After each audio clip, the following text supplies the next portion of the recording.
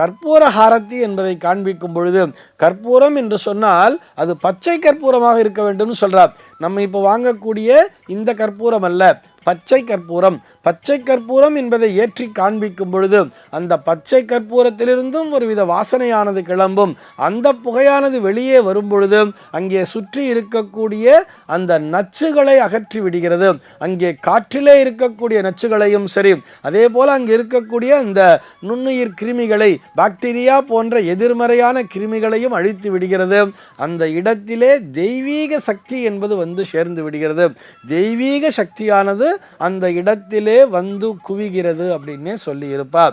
அந்த பூகீபல சமாயுக்தம் நாகவல்யர் தளைருத்தம் கற்பூர சூர்ண சம்யுக்தம் தாம்பூலம் பிரதிகிருக்கியதாம் சொல்லிட்டு கற்பூர தாம்பூலம் சமர்ப்பயாமின்னு சொல்லுவார். பச்சை கற்பூரத்துடன் கூடிய அந்த தாம்பூலத்தை உனக்கு சமர்ப்பிக்கிறேன்.